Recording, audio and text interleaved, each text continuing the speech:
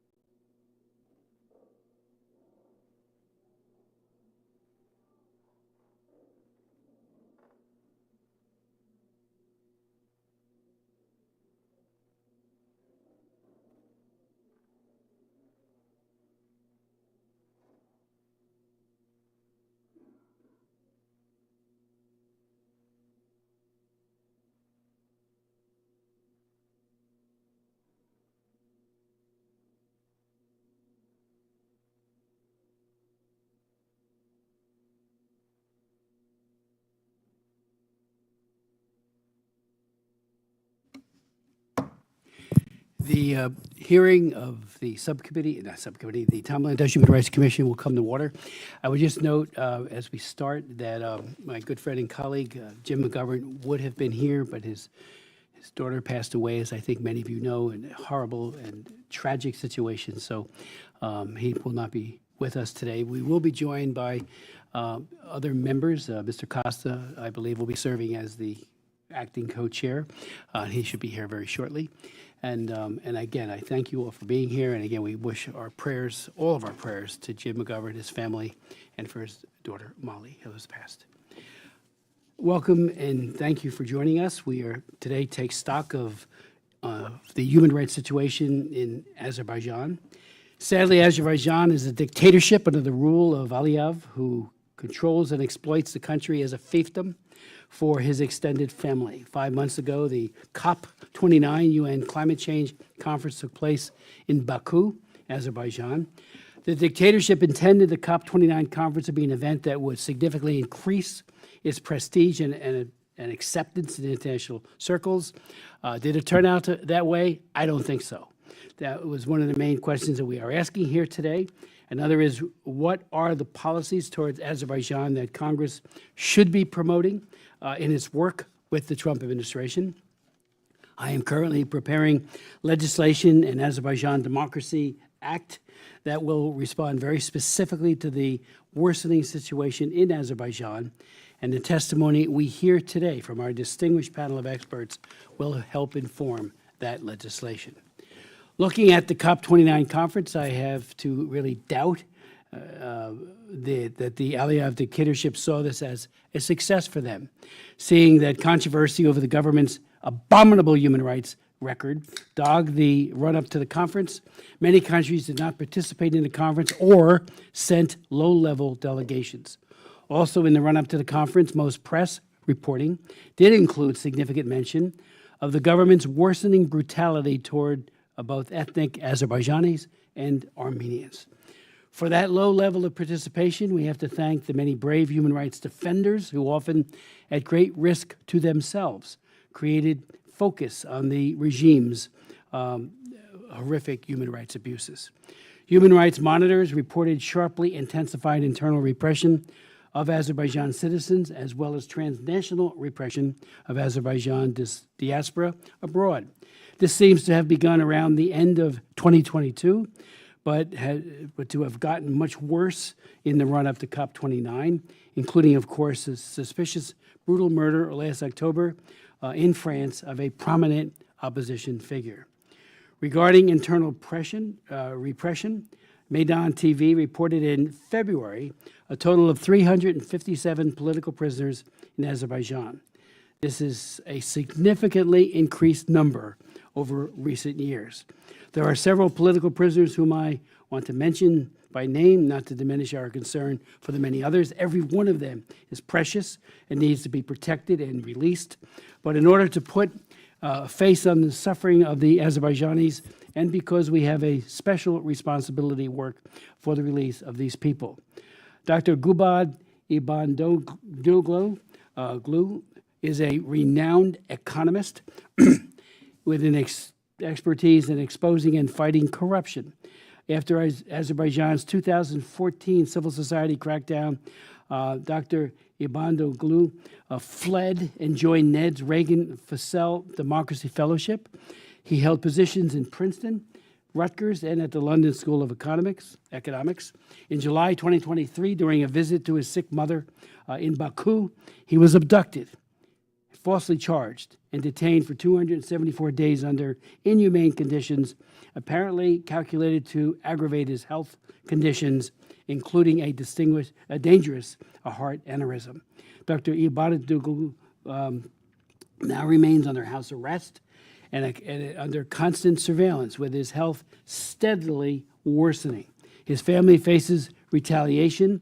Recently, the government opened a fabricated case against him, his brother, who faces up to 12 years in prison. He faces up to 17 years in prison under a judiciary controlled exclusively by Aliyev. We are all deeply concerned as well about Farid Meyralizadeh, who was a journalist and worked in Azerbaijan's Radio Free Europe, Radio Free Liberty. I hope the executive branch recognizes that the U.S. government owes this man the same vigor and seriousness of effort to secure his release that we make for U.S. citizens in the same condition. We also are deeply concerned about Nar Mahmadli, who he was arrested in 2013 for reporting on election fraud. In 2014, I met with his relatives in Baku. On that trip, I met with other dissidents and relatives, as well as with the dictator himself. And I did talk to him about his terrible human rights record, respectfully, but also very firmly. After Congress and the Council of Europe took up another case, he was released in 2016. Also a climate activist, he was arrested again in front of his children at school as part of a pre-COP 29 crackdown. This was on April 29, 2024, making today the 1 anniversary of his unjust imprisonment. This is a very, very brave man and a true patriot. He knowingly and made tremendous personal sacrifices in order to improve his country. Did any of the UN or U.S. diplomats who greenlighted the UN climate conference in Azerbaijan ever consider the trail of human rights misery that they were setting in motion? We will also talk about Armenian political prisoners and POWs. These cases are not about repressing domestic opposition or journalists in order to maintain control of the country, because there are very, very few Armenians in Azerbaijan. Aliyev's moment of ethnic incitement of ethnic hatred has made it too dangerous for them to live there. Rather, Aliyev took prisoners during the conquest of Artsakh and uses them to manipulate the anger of Azerbaijan's exploited citizens away from Aliyev's clan and toward a supposed external enemy. We will hear an exclusive report from a former senior official of the Republic about what has happened since then, since he has ethnically cleansed the region back in 2023.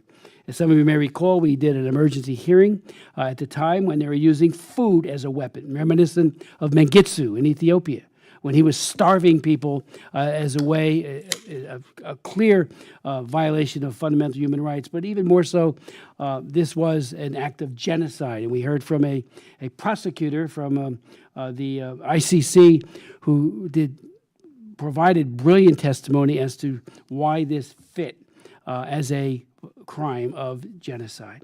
So again, we need to work for the release of political prisoners and POWs held by the government of Azerbaijan, to protect Armenian cultural heritage, and to uphold the right to return one day to live in peace and freedom in Nagorno-Karabakh. I would now like to introduce our very distinguished witnesses, and your words need to be heard around the world. I mean, what you're doing and the witness you are bearing today to this ongoing atrocity. Our focus is that the administration, which has much on its plate, will make this a centerpiece of its foreign policy. And I do know that the Secretary of State, Marco Rubio, is very well informed and concerned, and we will convey your testimonies directly to him and to the President. So I do thank you again for your leadership. First, we'll hear from Artak Beglaryan, I'm probably not saying it correctly, and I apologize, who held several senior responsibilities in the Republic of Artsakh on Nagorno-Karabakh, including from 2021 to 2022, the State Minister of the Republic, and from 2018 to 2020 as the Human Rights Ombudsman of the Republic. Currently, he serves as the President of the Artsakh Union, an advocacy non-governmental organization. His work focuses on raising global awareness about the genocide and advocating for international justice and protection for his compatriots sheltered in Armenia. Then we'll hear from Jared Genser, who's manager and director of Pegasus Strategies, law and consulting firm focusing on human rights and humanitarian projects. He was also founder of Freedom Now, an independent nonprofit organization that provides legal and advocacy support to prisoners of conscience worldwide. Jared has testified to Congress many times, House and Senate, and around the world, and he's one of the most respected human rights lawyers and advocates for political prisoners. He takes on causes that at the time looked like mission impossible and so often is successful in securing an individual's release and bringing light and scrutiny to a dictatorship's abuse of that and other persons that they have in prison. We will then hear from Miriam Lanskoy, who is a senior director for Russian and Eurasia at the National Endowment for Democracy. She has 14 years of experience in political analysis and democracy promotion in post-Soviet Eurasia and has published articles in the Journal of Democracy, SAIS Review, and the Fletcher Forum of World Affairs, and like Jared, has frequently testified to Congress, providing her extensive wisdom to us. Then we'll hear from Andrea Prasow, who is the executive director of Freedom Now. She is a seasoned human rights lawyer who has led Freedom Initiative, Human Rights Watch, the Office of Military Commissions. She is frequently a commentator in print, radio, and television on human rights, particularly advocating for political prisoners and people targeted by repressive governments. I'd like to, as Artak, if you could begin your testimony, and then please, I know we often try to keep it short. This is so important. Whatever time you need to take all four of our witnesses, please take it. We need to get this not just on the record, but out to as many people. And this is being broadcast to many places. So please take your time in presenting that testimony. We need to hear it.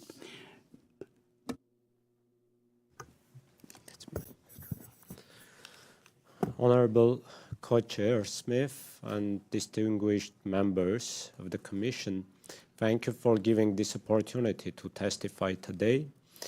I've come before you not only as a human rights defender, but also as a survivor of a people who in the 21st century have faced complete eradication of their history, their culture, and their physical existence in their homeland.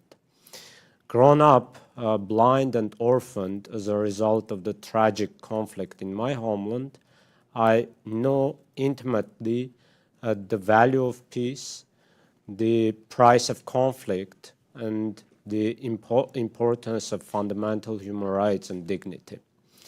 Within 3 years, Azerbaijan successfully perpetrated a full genocide against my people, Armenians of Artsakh or Nagorno-Karabakh. And this was not a sudden tragic. This was a deliberate and methodical operation with effective humanitarian blockade and starvation, with military assaults, with killings of civilian population, with unlawful abduction and imprisonment of our leaders and other compatriots, with destruction of cultural heritage and many other mass atrocities. And in September of 2023, my people, including I and my family, have been forcibly displaced from Artsakh, Nagorno-Karabakh. What we have now, today, we have over 150,000 indigenous Armenians just forcibly displaced and deprived of any opportunity to return our homeland, and having lots of destruction and mass human rights violations back in our homeland. We have over 6,000 Armenian and Christian cultural and religious heritage monuments under Azerbaijani destruction, desecration, and threat of destruction.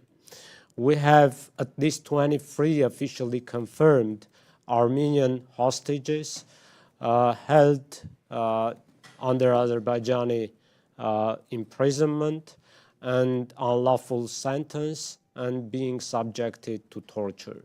And we have also, since 2020 and 2023, over 200 missing persons, over 80 enforced disappearances, and Azerbaijan doesn't give any information about their fate.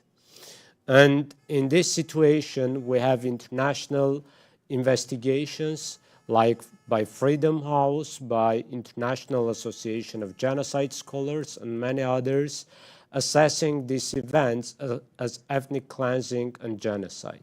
And we have also Azerbaijan blocking all kind of international access, blocking international organizations, and blocking our access to our land, and also showing their intention to eradicate fully the Armenian presence in our homeland. In this light, I would respectfully urge the US Congress to do several actions. Firstly, formally recognize the genocide of the Artsakh people as a continuation of the Armenian genocide. Secondly, support any international and national investigation and prosecution against all the people, all the persons responsible for mass atrocities against our people. Thirdly, impose targeted sanctions against all of those individuals and Azerbaijani officials who are responsible for these mass atrocities. And those sanctions can be travel bans, asset freezes, and many others. Fourthly, stop any kind of US military support and supply to Azerbaijan.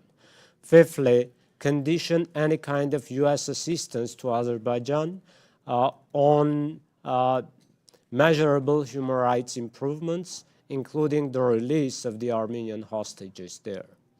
Sixthly, initiate or support international monitoring mission to Artsakh in order to document the situation of our cultural heritage and our property, and also to assess the conditions for our safe, dignified, and sustainable return to our land.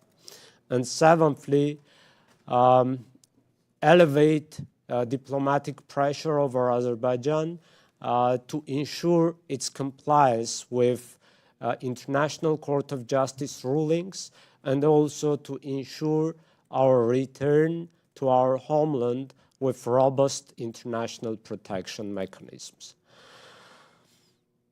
Honorable members of the Commission, justice delayed is a justice is injustice at all.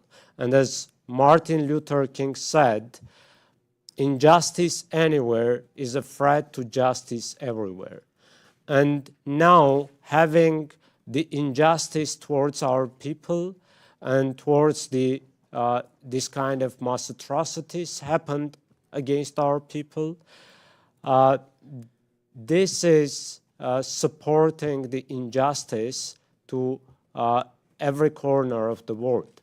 And it emboldens not only dictator Aliyev, but also other dictatorships seeking eradication of cultures, eradication of peoples and history with force.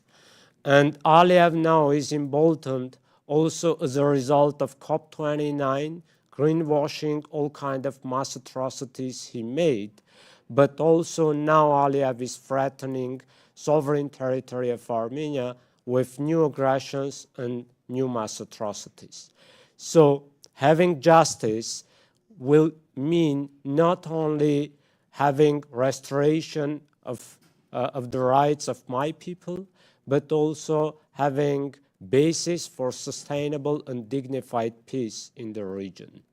So I thank you for this opportunity, and I provided the rest of my testimonies with written way. Thank you. Thank you so very much, Mr. Beglaryan. That's brilliant testimony with a very, very comprehensive list of what we need to be doing, what the executive branch and the global community needs to be doing, and we will follow up on all of it. I think the idea of prosecution, if ever there was a time where we need a court, whether it be the ICC, which sadly has not produced all that much over the years, but maybe hope springs eternal on that, or a hybrid court like we had in Yugoslavia or Sierra Leone. Sierra Leone especially being an amazingly effective court, there needs to be that kind of creation to hold Aliyev and his murderous regime to account. So thank you for that testimony, for your courage, and for providing us that very important list. Mr. Genser. Thanks so much, Chairman Smith. Great to be with you and the Commission today. I would be remiss if I didn't begin by recognizing the extraordinary leadership and contributions that you have made over your many decades in Congress. Whenever myself or countless thousands of others have needed help on advancing human rights around the world, we always know your office is the first stop on a long list of people to be in touch with, because you've just been a relentless and indefatigable champion for human rights in so many countries around the world. In my remarks today, I'm going to first provide some important context about the human rights situation in Azerbaijan, including after COP29. Then I'll spend more time discussing the situation in Artsakh, Nagorno-Karabakh, and the plight of my client, Ruben Vardanyan, who is a former state councilor of the Republic of Nagorno-Karabakh and one of 8 Armenian Christian political prisoners detained by Azerbaijan. I'd also note that there are not only 15 Armenian POWs that were detained, but a number of other political prisoners and POWs detained from prior conflicts as well. In short, while President Aliyev has worked hard to create a global image that he is a statesman, a peacemaker, and a leader on interreligious dialogue, he is in fact a dictator who has ruled his people with an iron fist since 2003. You don't have to take my word for it. The independent reviews of his leadership could not be any more damning. According to Freedom House's Freedom in the World Report 2025, Azerbaijan received a total score of 7 out of 100, putting it between Afghanistan and Belarus. Aliyev was most recently, quote, re-elected in February 2024 in an election widely criticized and panned as neither free nor fair. In addition, according to the Union for the Freedom of Political Prisoners, Azerbaijan today holds 357 political prisoners, which doesn't even include the Armenian Christians. Transparency International ranked Azerbaijan as 154 out of 100 countries in the world in its Corruption Perceptions Index, and it highlighted in its reporting that the regime spent, quote, millions and millions of euros on bribing individuals capable of shaping public opinion in democratic countries. And Reporters Without Borders ranked Azerbaijan as 164 out of 180 countries in the world in its World Press Freedom Index. It observed that, quote, virtually the entire media sector is under official control, and no independent television or radio is transmitted from within the country, and all print newspapers with a critical stance have been shut down. It should come as no surprise that since COP29 last November, Aliyev has only tightened his grip on power, believing the world is distracted with the conflicts in Ukraine, Gaza, and elsewhere. But it is up to all of us here today to make sure that that is not allowed to be the case. Now let me turn my attention to Nagorno-Karabakh more specifically. In September of 2023, Aliyev launched an ethnic cleansing campaign of the Republic of Nagorno-Karabakh, forcing 120,000 ethnic Armenian Christians to flee into Armenia, dissolving its institutions, and decapitating and imprisoning its leadership. It has been more than 18 months since my client, Ruben Vardanyan, was detained by Azerbaijan. A devout Armenian Christian and respected philanthropist and businessman, Ruben was taken as a political prisoner in September of 2023. His actual crime? Simply advocating for the dignity and the rights of self-determination of the Armenian Christian people of Nagorno-Karabakh, a region in the South Caucasus that Armenians call Artsakh. Since the ethnic cleansing, Azerbaijan has only accelerated its long-standing efforts to sweep away any trace of Armenian Christian presence in the region. In a report published last year, the Center for Truth and Justice documented numerous examples from among the 500 historic sites and 6,000 Armenian monuments, including churches and monasteries, which have been desecrated or destroyed. And Ruben's ongoing imprisonment remains a powerful symbol of Aliyev's ongoing brutality. He faces life in prison if convicted by the Baku military court on more than 40 fabricated charges. The allegations against him are patently outrageous. As just one example, Ruben co-founded and served on the board of directors of the Aurora Humanitarian Initiative, an independent NGO that helps people in need around the world. Yet Azerbaijan has asserted that this NGO, which is independently audited, has been a vehicle for Ruben to finance terrorism. His trial has also been a mockery of justice with egregious due process abuses, including the illegal trial in a military court, lack of access to a fully translated indictment and all alleged evidence, secret hearings closed to the public, and denial of access to me as his international lawyer. Along the way, despite Aliyev's claims that Ruben is a terrorist and his imprisonment has nothing to do with him being an Armenian Christian, Ruben has been repeatedly denied access to the Bible. And he was subjected to torture during the first of 2 hunger strikes he conducted to protest his imprisonment and that of the other Armenian Christian prisoners. There is a glimmer of hope with respect to the Armenian Christian political prisoners, at least. Azerbaijan and Armenia have reportedly agreed to most of the terms of a peace deal. President Trump, when running for president last October, put out a Truth Social post where he said that what Aliyev had done in Nagorno-Karabakh was an ethnic cleansing, and he said that if elected, he would stand for persecuted Christians. It's therefore heartening that President Aliyev has been told by the most senior officials in the Trump administration that the Armenian Christian prisoners need to be released either before or as part of any peace agreement. That said, dictators never release prisoners because they are asked, only when they have to, and only when it is the least worst choice among a number of bad options. Therefore, to compel Aliyev to release the prisoners, I would begin by associating myself with the recommendations that Artak just made a moment ago. But in addition, the Trump administration, the U.S. Congress, such as Mr. Chairman, your efforts to introduce and advance the Azerbaijan Democracy Act, and other like-minded regional organizations, governments, NGOs, and the media around the world must take both public and private action to demonstrate that there will be real and serious consequences if Aliyev fails to act. It isn't just that Ruben is a hero to his people and to so many others around the world, but Aliyev has turned the truth on its head, not only to imprison Ruben, but to justify the entire ethnic cleansing of a people. It is up to all of us to stand in solidarity with them, with all of the heroic Azeri human rights defenders, and to hold Aliyev accountable, both directly and through all of the means at our disposal in a democratic society. Thank you very much. Thank you so very much, Mr. Genser. And Ruben could not have a more effective advocate than you. And I thank you for that leadership, because you help enlighten all of us in the Congress, because this hearing will be widely shared with members, including our leadership, Mike Johnson. And again, we will look to pivot from today.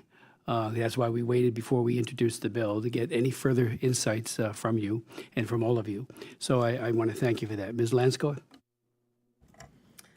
Thank you very much, Chairman Smith. I'm very grateful to you for your leadership on human rights, and especially on Azerbaijan, for many, many years.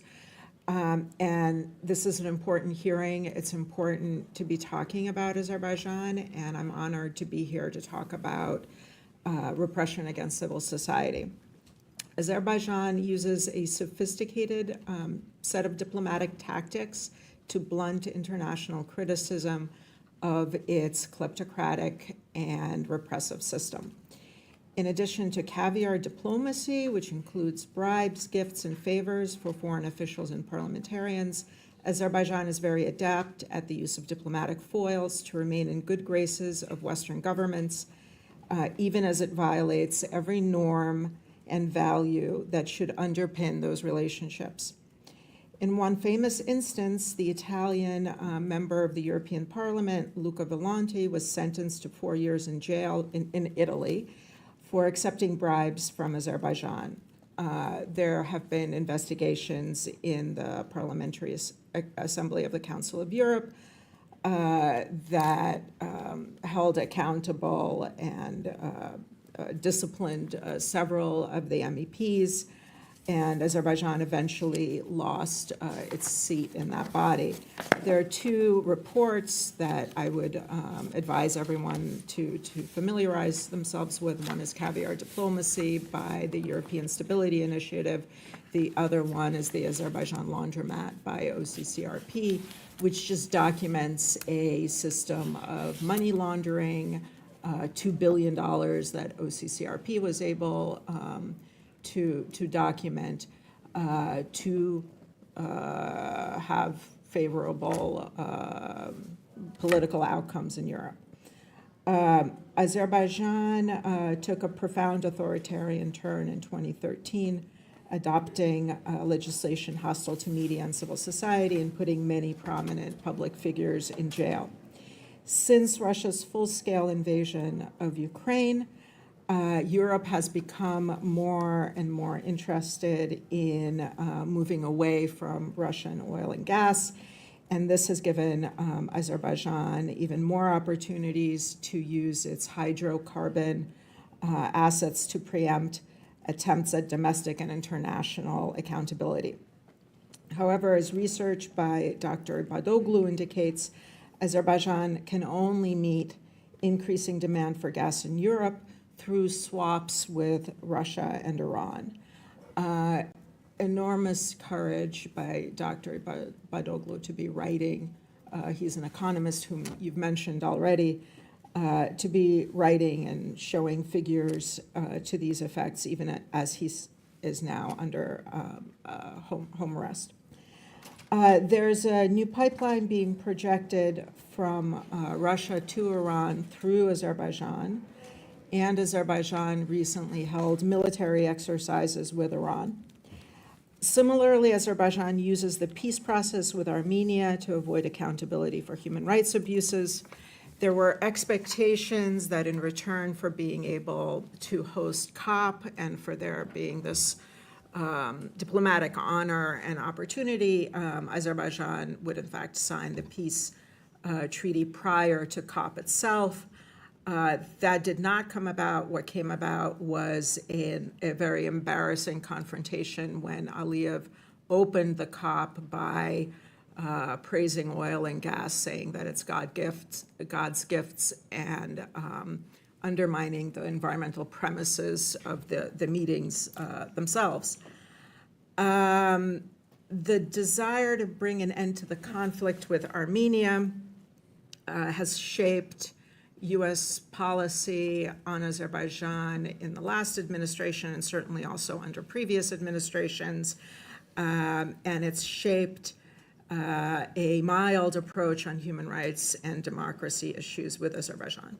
Unfortunately, from what we've seen so far, this does not help to release prisoners, it does not help to reform restrictive norms, nor has it brought about a peace treaty. Instead, we're seeing more arrests of journalists, scholars, and activists. We're seeing peace negotiations that are just being dragged out. And at the same time, Azerbaijan is strengthening its relationships with U.S. adversaries, including Iran, Russia, and China. There are over 350 political prisoners. I would refer all of us to the Free Anar Mamedli campaign to end repression in Azerbaijan. It provides a lot of detail about cases. I can't get into all of them here. I would just say there's the free on our site. I want to mention Dr. Gubadi Badoglu, and just to add to Chairman Smith's comments in the beginning, his family and Dr. Ibagoglu himself are refugees from Nagorno-Karabakh. He was working on a paper about corruption in waste in construction projects going on now in Nagorno-Karabakh and adjacent areas. And he was in jail for over a year until his health was deteriorating rapidly. And after outcry from Secretary Blinken and others, he was finally permitted to go on house arrest, but remains effectively under trial, remains in poor health, and needs to leave for medical treatment. In addition, there's been a case started against his brother, Gali Bayramov, who is now also under criminal charges, and the family's property is being seized by the government. Dr. Ibadoglu reports suffering from ill treatment from Iftikhar Gurbanov, who's the deputy chief of the medical department of the Ministry of Justice, who has similarly mistreated famous human rights activists Arif and Leila Yunus, who were imprisoned about 10 years ago and also suffered health problems. Anar Mammadli is an expert in election observation. He spent 20 years running an organization called Election Monitoring and Democracy Studies Center. He was in 2013 put in prison and sentenced at that time for over 5 years. His case received a lot of European advocacy. He won a case in the European Court for Human Rights. He was eventually released in 2016, only to be rearrested about a year ago. Again, he was critical of elections. Again, he was trying to use COP to advocate for human rights and release of political prisoners. And again, Anar Mammadli is a political prisoner and a kind of symbol of what's happening. And then finally, I'd like to mention a case of the media. There's Abzas, the director Ulvi Hasanli, editor-in-chief Sevinch Vaigivkizi, deputy director Magomed Kekalov, journalists Nargis Absalamova and Elnara Gasimova, as well as Tehran editor Hafiz Babadli, and RFERL journalist and economist Farid Mehra-Lizadeh. They're all in pretrial detention for about a year now. They object and seek to have two judges to be recused from their case, Rasim Sadikov and Navruz Karimov. They've made politicized judgments in the past, in 2013, 2014, particularly in the case of another lawyer, Intigam Aliyev. These cases have also been to the European Court of Human Rights, where this is all well documented. So in sum, we're seeing the same issues now that we saw 10 years ago. They're, if anything, worse, and we haven't yet figured out how to address them. I'm very grateful to you for this opportunity, and I welcome any questions. Thank you very much. Thank you, Ms. Lanskoy. Thank you very much.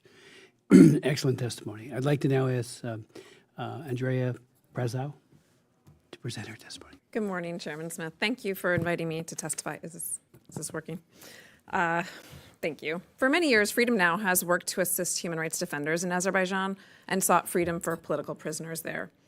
I had the honor of appearing before this commission in September when I shared the testimony of Azerbaijani human rights activists who so feared reprisals that they were unable to use their own names. At the time, those activists raised concerns regarding the deteriorating human rights situation in Azerbaijan, which included the detention of journalists and civil society representatives, the shuttering of independent news organizations and non-governmental organizations, and the inhumane prison conditions that many detainees suffered. My previous testimony occurred just 2 months before Azerbaijan hosted COP29. We hope that with the eyes of the world on them, coupled with robust pressure from other nations, the Azerbaijani authorities would use the opportunity of a global stage to address their human rights abuses and come into compliance with international obligations. Azerbaijan was a troubling choice to host a global climate conference. The oil-rich country's economy and political stability depend heavily on fossil fuel production.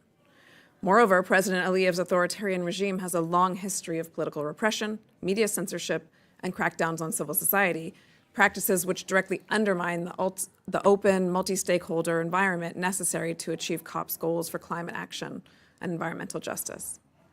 In September 24, Freedom Now therefore organized 50 climate and human rights organizations to launch the Demand Rights at COP campaign to spotlight the regime's abuse of human rights and demand that Azerbaijan address these issues before and during the conference. We warned that if the US and the rest of the international community didn't take concrete steps to hold Aliyev accountable, we would likely see further escalation. 5 months after COP29 ended, I'm sorry to say that we were right.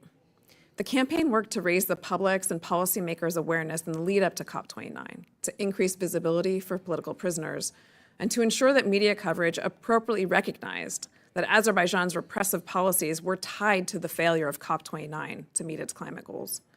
Policymakers in the EU, the UK, and the US, including members of this commission, publicly demanded the release of political prisoners. But ultimately, none were freed. And the Azerbaijani government further tightened restrictions on civil society participation at COP29. Aliyev brazenly defended his energy policies and expressed hostility towards Europe with direct attacks on France and the Netherlands. His stance made clear that Azerbaijan's governance was not just out of step with the climate goals of COP29, but growing increasingly isolationist. If media reports are correct, Aliyev has recently put himself forth as a mediator in international conflicts, but his attitude towards the West has not changed. A speech this month condemning Western countries and international institutions' quote-unquote interference shows his attitude has hardened. So too has his intention to eliminate any dissent or independent speech. Azerbaijani activists have documented over 350 political prisoners, as we have already noted. Alarmingly, this number has grown significantly even since I last appeared before this commission 7 months ago, with several of the arrests occurring after COP29 concluded. This includes more than a dozen media workers affiliated with Meydan TV and Toplum TV, Ulvi Tahirov, the deputy director of the Baku School of Journalism, Rufat Safarov, a human rights defender and recipient of the U.S. Secretary of State's 2024 Human Rights Defender Award, and Azar Gasimli, the founder of a think tank dedicated to human rights education.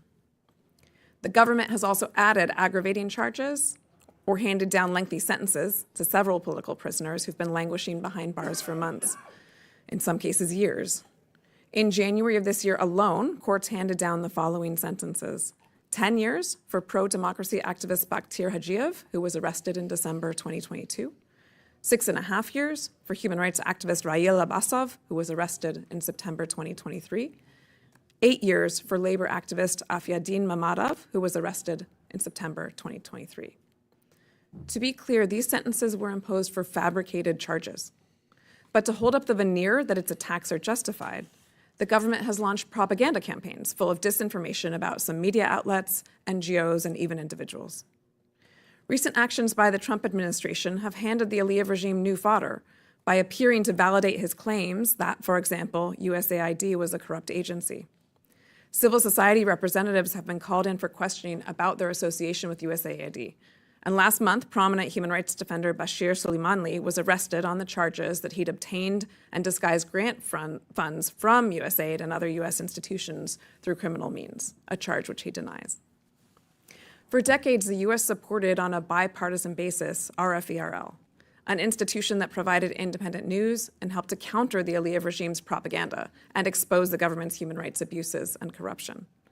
The decision to cut off funding to RFERL in the midst of Azerbaijan's crackdown on independent media leaves little opportunity for independent voices. The closure of Turan News Agency in February was the end to all local independent media, which have either been forced to close or flee. Those operating in exile, organizations that still play a critical role in reaching domestic Azerbaijani audiences, are also facing significant financial pressure because of cuts to U.S. foreign aid. We've already mentioned Dr. Gubadi Badoglu, who of course is one of the very well-known political prisoners, as well as Farid Marializada, an economist and journalist who was abducted in Baku in May 2024. One of the many emblematic cases of the Aliyev regime's efforts to silence critics is the case of Akif Gurbanov, chair of the Institute of Democratic Initiatives and spokesperson for the Third Republic platform.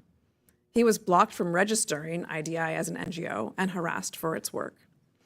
In May of 2021, the European Court of Human Rights ruled that Azerbaijan's Ministry of Justice had violated his and other organizations' freedom of association by refusing to register them for alleged administrative shortcomings.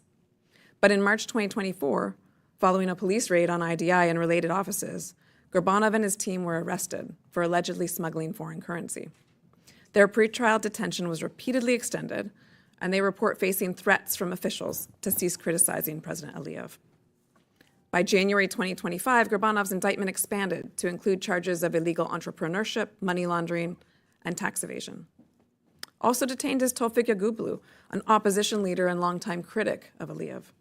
He was arrested in December 2023 on fraud charges, which he and his family deny. During his trial, he expressed fear for his life. He was convicted and sentenced to 9 years in prison last month. In protest, he began a hunger strike on April 1st of this year and is in critical condition. Yagublu has been detained by Azerbaijani authorities multiple times and sentenced in 3 different cases on politically motivated charges. There are hundreds of others like them. Moreover, Azerbaijan's repression does not stop at its own borders. In August 2023, economist Vasil Qasimov was arrested in Turkey and extradited to Azerbaijan for alleged connection with Ibadoglu's case. He was sentenced to 9 years in prison last month. Other reports of attacks on Aliyev's critics, including the fatal stabbing of Mohammad Razali in France, an attack on a blogger in Germany, and threats sent to Tural Sadigli regarding his family members back in Azerbaijan, are suspected of ties to Aliyev's regime, though I note we don't have any independent evidence of that. Ironically, the incidence of transnational repression is relatively rare because many journalists and civil society activists can't seek refuge abroad, as the government has imposed travel bans on critics for allegedly having ties to pending criminal cases. In most cases, these individuals are unaware that travel bans even exist until they attempt to leave the country, at which point they're arrested under fabricated charges. This happened to Iqbal Abilov, a member of an Azerbaijani minority group and an academic visiting from Belarus for a wedding. He was not allowed to leave the country in June 2024, and weeks later was arrested on charges of treason. This widespread use of travel bans has effectively made Azerbaijan an open-air prison for many. Unfortunately, Azerbaijan will continue its crackdown on civil society and abuse of human rights unless the US and others take a stronger stance to counter these actions. I have 5 specific recommendations for Congress and the administration that we believe will make a difference to the Aliyev regime. 1, use all public and private diplomatic opportunities to speak out about the worsening situation for civil society and human rights in Azerbaijan, including the cases of political prisoners, and call on the government to correct course. 2nd, condition certain areas of foreign assistance on measurable human rights improvements, including the immediate and unconditional release of political prisoners. I note in particular that although this is a tactic that I think is quite important, often regimes will release 1 or 2 specifically named prisoners to indicate that they have complied. As we've noted, there are more than 350 political prisoners, and while naming each one may not be practical, it is important to demand the release of more than a token number. 3rd, impose targeted sanctions, including travel and financial restrictions against perpetrators of human rights abusers in the government. Sanctions, of course, are available to both the Secretary of State, Congress can recommend sanctions, and of course the President as well. 4th, urge the Azerbaijani government to stop the use and/or threat of criminal prosecution as a tool to suppress critics and repeal or reform restrictive laws and regulations governing NGOs and their funding. This is the lifeblood of civil society in Azerbaijan, which the Aliyev regime has largely cut off. And finally, allocate adequate funding to support independent media, lawyers, and human rights defenders, both in Azerbaijan and in exile. Providing access to emergency assistance and longer-term capacity building is critical to ensure a robust and resilient civil society endures, carrying on the mission to create a free and democratic society in Azerbaijan. I'd also just like to note that while I understand there are ongoing conversations regarding potentially restructuring the State Department, any such restructure must include the ongoing capacity to apply and enforce human rights sanctions and other effective tools against human rights abusers. Thank you very much for the opportunity to appear here today. I Thank look you forward so to very much questions. for your testimony and your testimony last September, which was outstanding. You had made a point then, and I quoted, otherwise, you were talking about whether or not there would be enough done prior to COP29. You pointed out, otherwise, we fear more of our friends will see the inside of a prison, and that's exactly, almost prophetically, what has happened. So I thank you for warning us. I wish it had been taken more seriously by all parties. I know that the COP29 was led by John Podesta. It had very, very high-level people, including the Secretary of Ag and the Secretary of Energy there.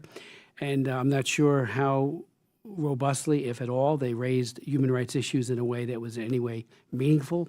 I'll never forget, right outside this door, about 50 feet down, I ran into, just as a matter of coincidence, the ambassador of Azerbaijan to the United States, and I took the opportunity to raise immediately human rights issues. I had met with Aliyev twice in Baku on 2 different occasions and brought up all of these issues with him, especially the Armenian issues, and he just pretty much blew it all off in a very, very condescending way.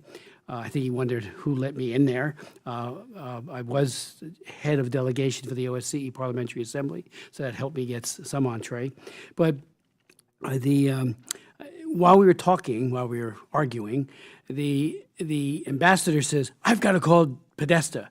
And I said, "Wait, I'm talking to you. What do you have to call him about?"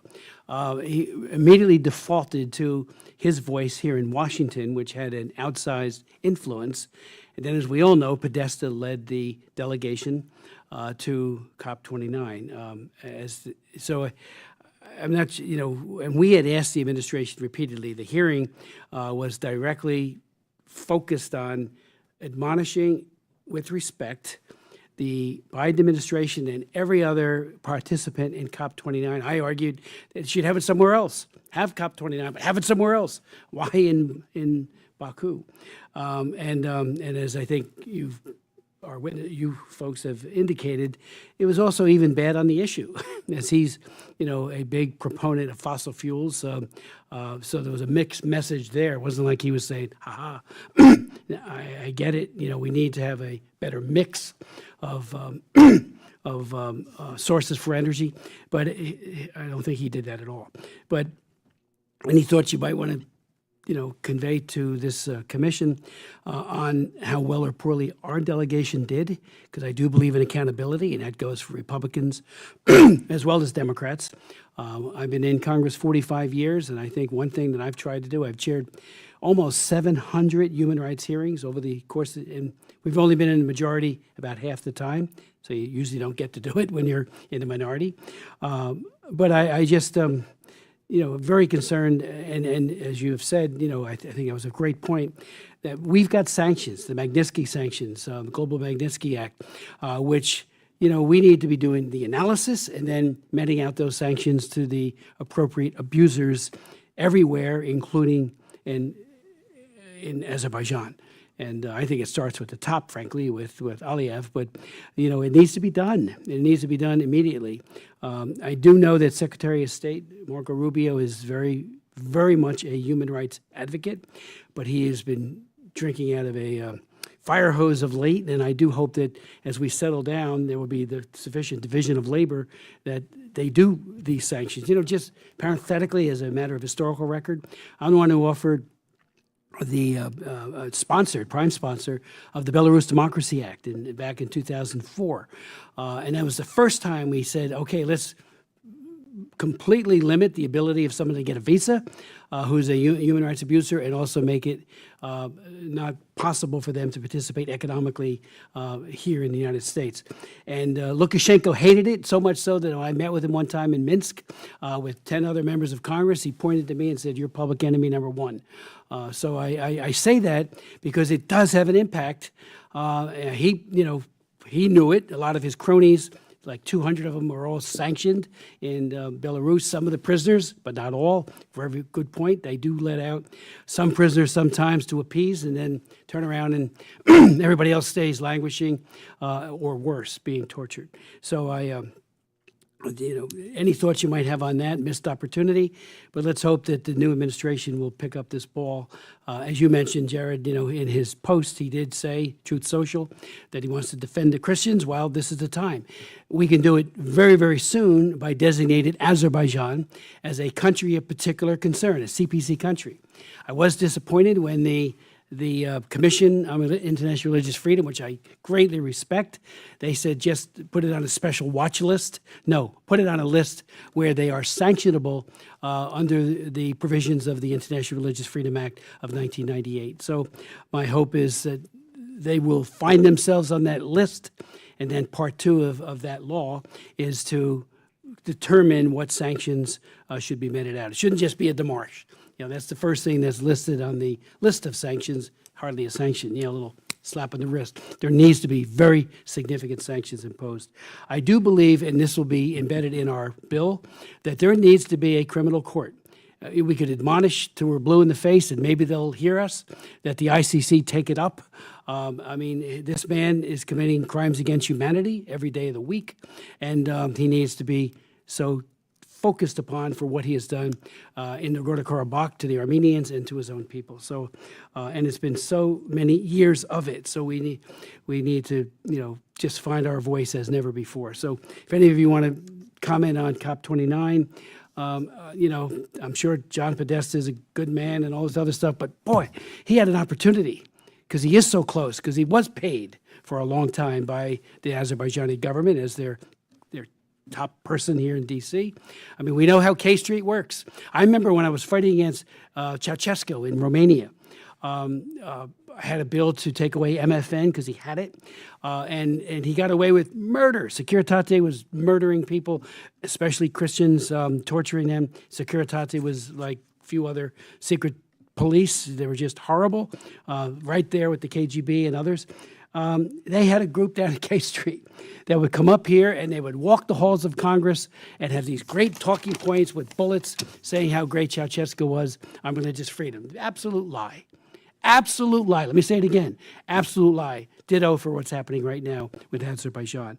They get this hired talent who then put a gloss on it all that is just untrue. So if you wanted to speak on the COP29, any of you, whether or not a real big push. I know David Crane very well. I've had him testify, a former prosecutor for the Court of Sierra Leone, who put Charles Taylor behind bars for 50 years, where he belongs, to never, ever to be released. And nobody thought that was possible. I know Alan White, too. I worked closely with him in trying to get a new court for Liberia, because they never had their court, and there's still a lot of people who committed genocide who walk the streets there. But long story short, it can be done if we have the will and push it. And maybe, again, we did have an ICC prosecutor come and testify, and he, hit the ball right out of the park with his, yes, did you want to? Please. Very shortly, Yes. Congressman, on COP29, actually it's very important that both before COP29 and after that, the Aliyev regime is using, let's say, green energy narrative in order to greenwash not only the mass atrocities and domestic human rights abuses, but also he tries to legitimize the occupation and illegal appropriation of our public and private property. And now the Aliyev regime is inviting foreign companies in order to invest in the occupied territories of our people in green energy. And this is very important also to give signal and messages to foreign companies not to do that, because it's illegal and it's a way of aiding and abetting the mass atrocities Aliyev has done, it is committing now. Thank you. Thank you for all those comments, Chairman Smith. And I think the panel also did a brilliant job bringing to light the enormous and gross human rights abuses being committed by Aliyev and his regime. The one piece of good news here is that Aliyev is very, very sensitive to his image. He tracks it very closely. He goes after those who go after him and is highly critical.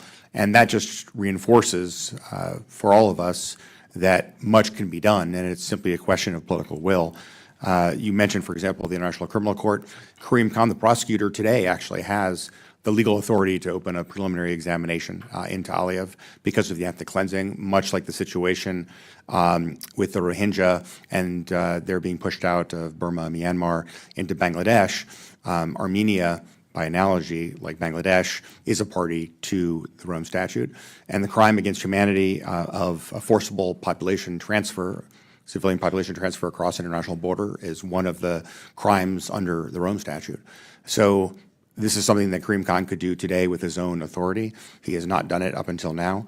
But obviously states parties to the ICC also have the ability to make a state-to-state referral, which would be something I think that could be quite important and quite effective at shining a bright light on what's going on. But I would just emphasize again, hearings like this, shining a bright light from the Congress matters a lot.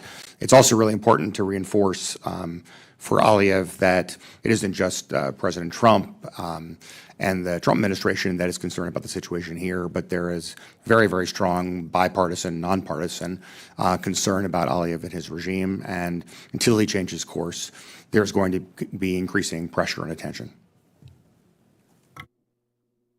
Thank you, Chairman Smith. Regarding COP, I personally chose not to attend because I knew that I wouldn't be able to engage with the human rights activists that ordinarily I would want to speak to. And you noted that not only were the climate goals not achieved, I would just emphasize that it's not that separately the climate goals were not achieved. In part, it's because of the crackdown on civil society. COPs are designed to allow civil society to participate, to contribute. And then if you hold it in an authoritarian country, Azerbaijan was the third authoritarian country in a row to host COP, then you cannot have a robust civil society debate where the people who are most affected by the issues at hand can participate. Instead, we chose to host an event called Not at COP, where we had Azerbaijani activists in exile, as well as some people from inside Azerbaijan call in to a virtual event to say the things that they would have said if they were able to do so freely inside Azerbaijan. And I do know from other human rights advocates who were able to attend that the few domestic Azerbaijani human rights activists who attended were not able to speak about human rights issues because of the repressive environment. I would also just note the reality that the US election had occurred shortly before COP. And there was a perception, whether true or not, that the Trump administration would be more friendly towards the Aliyev regime. Now, again, I can't say whether that will be true or not in the future, but I certainly know that's not the position of this commission and Congress. And so there's a real opportunity to make it very clear, as my colleague has noted, Aliyev is very responsive to public opinion. And holding hearings like this, taking the actions you're talking about and those that have been recommended here today, really do have a real impact on his desire to continue to repress civil society, his willingness to release political prisoners, and to engage in reform. Thank you. Can I ask you, in terms of the prisoners themselves, both Armenians, POWs, as well as the Azerbaijani human rights activists, what is the typical day like? Are they deprived of food? Are they tortured? Is it sporadic? Obviously, the impact on them and their families is profound just because they're trying to do the right thing for human rights and freedom, and they find themselves getting horribly mistreated. But if you could maybe speak to some of that, anybody? I'm happy to begin just Yes, please do. briefly to reiterate some of the testimony I shared in September regarding pretty gruesome prison conditions for at least some detainees. Right. I will say it varies. Some are specifically targeted for abuse in detention. There are inadequate medical care is pretty rampant, so that is one of the significant challenges that people face.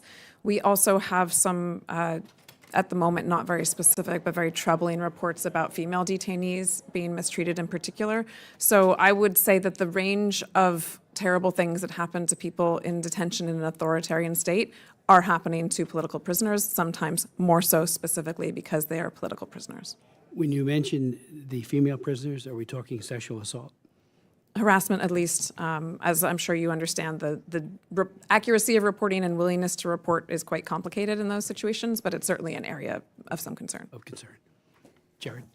Yeah, I'll just note on Ruben Vardanyan's case that when he conducted a hunger strike, his first hunger strike, He was put into a very small punishment cell, forced to stand for hours on end, was denied food and water for extended periods of time. The lights were on 24/7, and he was cut off from his family for the 3 weeks he was on, and to his counsel for the 3 weeks he was on the hunger strike. So obviously it was, an incredibly concerning situation, and we filed a complaint to the UN Special Rapporteur on torture in relation to all the things that had been done to him once he got out of that situation and was able to speak with us further.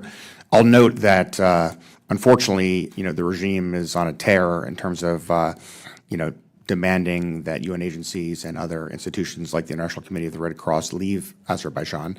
That's incredibly worrying because the ICRC has really been the only international NGO that's been given regular access to the prisons in Azerbaijan, not just for political prisoners, but also for ordinary prisoners. And I think that this is a terrible turn for the worse that will have a ripple effect in terms of our ability to know what's happening with the prisoners, to have an independent voice there, even though the ICRC, as a matter of policy, doesn't speak out publicly. They've been very active and engaged in pressing the regime privately on a wide array of prison-related issues. And so I think that that's something else we also have to pay attention to and be very, very concerned about. Let me ask you, in terms of the transnational repression, I took your point that many can't even leave, so they do not get to experience that terrible long arm of Aliyev in this country or in Europe. But could you speak to some of the things that they are doing? I've sponsored bills in the past. We'll be doing another one soon on transnational repression, trying to get the FBI and others to be more robust and to beef up our efforts to help diasporas, whether it be against the Chinese Communist Party or Putin or Aliyev, because they're all in the same boat in terms of their repression. Can you tell us about that?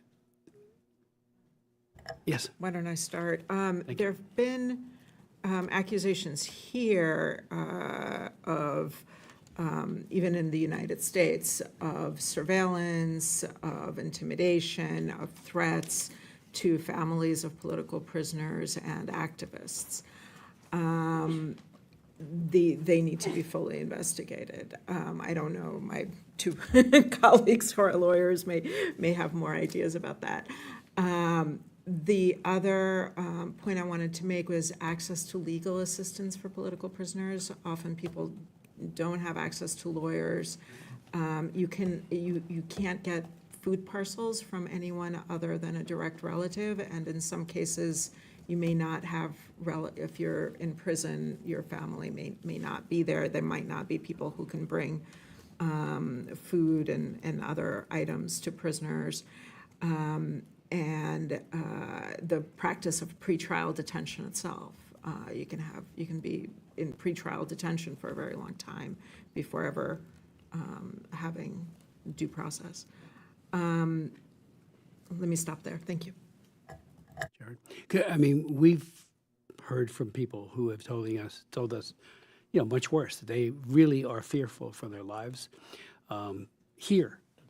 And the FBI has even advised them to remain low and not have much visibility because of it, and which is frightening when you think about it. Here they are in the United States, and again, Aliyev has the capability, it would appear, to project his nefarious power on them here. And we know the Chinese Communist Party does it with impunity, and they're probably the most effective at that kind of repression. But Aliyev is in that same league, but maybe a little less so because of the numbers. But let me just ask you, and I do appreciate that you do speak out not just for the Armenians, which we all are deeply, deeply, let me say it again, deeply concerned for, including the POWs and the others who have been so horribly mistreated. But you also speak out for the Azerbaijanis. I mean, it's a matter of, this is about humanity. And I would hope that the administration would take note of that as well, because one of the things that Aliyev can do and does is to try to whip up the Azerbaijani population against the Armenians through lies and deception and false and propaganda. So, I appreciate everything you're doing along those lines here and every day you fight for human rights in Azerbaijan. Let me just ask you, if I could, about the, again, Ruben again. What more can we do? Should we do a letter from members of Congress to Aliyev? Should we? I mean, the bill I will push very hard. I know that there will be a lobby effort by people on K Street to kill it. That's what happened in the past, because they did have a Azerbaijan Human Rights Democracy Act that I had promoted back in 10 years ago. And it was amazing how they talked to key staffers and members of Congress, both sides of the aisle, to kill it. And it was like, we don't understand what's really going on. Yeah, yes, we do, far too much. And through the eyes and through the scars of the political prisoners, we do understand what a despot and what a dictator Aliyev is, and why don't you? So we're going to be up against a very difficult fight, but it's not one that we can't win. And so we're going to do everything we can again. I remember even, I worked very closely with the Armenian Assembly and the other Armenian leadership. I remember when we had had 3 hearings on the Armenian genocide. And I'll never forget, we had because we wanted to hear from the Turkish side. So we had an ambassador sit at the table along with the Armenians. And even though the facts of the Armenian genocide are absolute, anyone who, it's like saying the Holocaust didn't happen. It's a denial that is only brings dishonor on the denier. And we had a situation where right from the podium there, or right from the table of our testimony, the Turkish ambassador said, well, we may have to end your base in Incirlik. What kind of NATO ally is that who can't acknowledge Germany did the Holocaust, and thankfully Konrad Adenauer and others, repudiated all of it. There are still some people who don't, but their government, and they're members of good standing of NATO.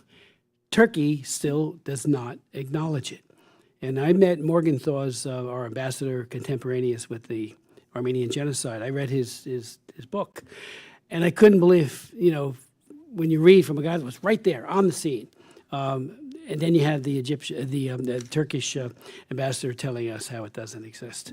It just begs the question about, that brings dishonor on them as well. So we really need to ratchet this up big time. And, for Ruben, we need to, and all the others, do everything we can to effectuate the release, to get all of this downtown to the White House. And to Marco Rubio, again, who is a human rights guy. I chair the China Commission. It's called the China Executive, Commission. It's got executive branch members. It's bicameral, and I've been chairing it for years, back and forth. I'm co-chair again this year. Well, Marco Rubio is the co-chair of that with me. And I know his heart. He is very, very committed to human rights. So we're going to do everything we can to get all of this to him, because, again, he's got a lot of things on his plate, including USAID and all the other issues and that was a very good point that was raised about USAID. I need to follow up with you on that.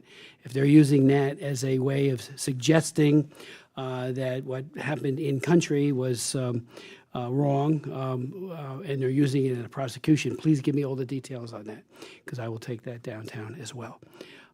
Is there anything else you'd like to add before we conclude? Yes.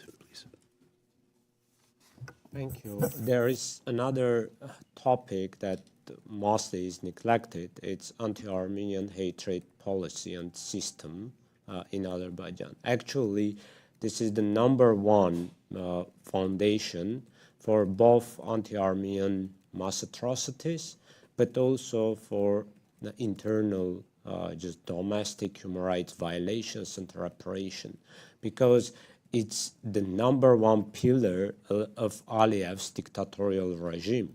He keeps power based on this anti-Armenian hatred and is distracting the people, the Azerbaijani people, to the external enemy, Armenians.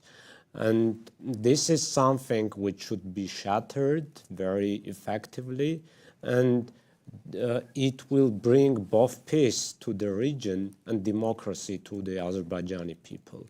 That's why I'm saying there is a lot there, and the hatred is at the top level.